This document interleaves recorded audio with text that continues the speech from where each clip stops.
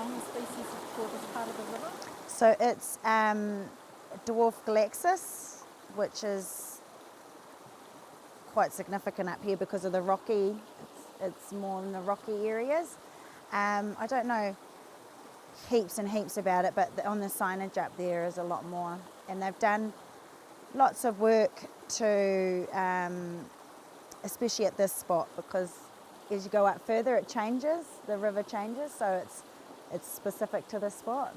So yeah, there's a bit more about the science side of it on the sign.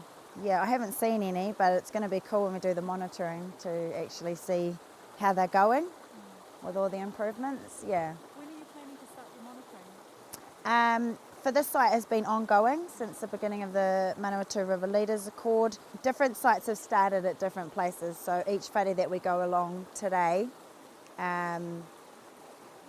they've started not just with the physical monitoring, but more the observing things. Does it look, what does it look like, what does it smell like, what's growing on either side. Like this here's been going for 5, 6, maybe longer year. The other sites have only been going for like the last year. Identifying the species, getting all the research behind, you know, what's the decline over the years, how many, or where did it used to be, where does it come from. So lots of background work has been done more so than the physical monitoring, but definitely over the next couple of years it will come out a lot more. Results will be on the website, which is even cooler to see how that's going to work.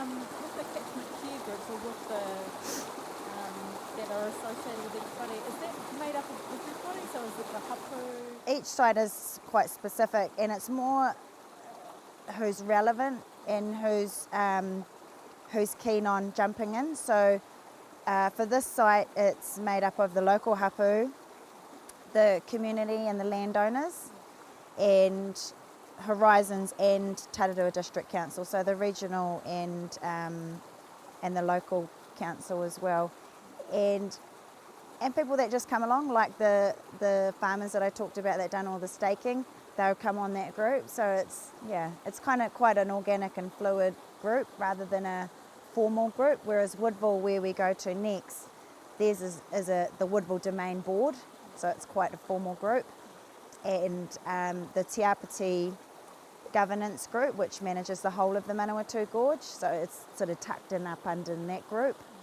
and they already have structures developed to manage that site, so the whare has just come under that, whereas the monitoring is a bit separate.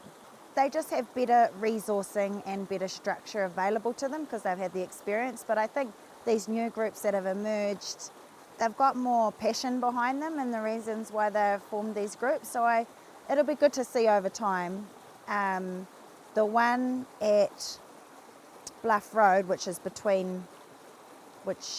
the back of Woodville, that one is sort of just forming their group, but I think it's actually going to be quite effective because it's not formal. Yeah, but they've still got to have a formal plan and pull the resources from not only the landowners but from regional council and local council. So it's going to be good to see how it goes, but I suppose it's hard to tell at this early stage.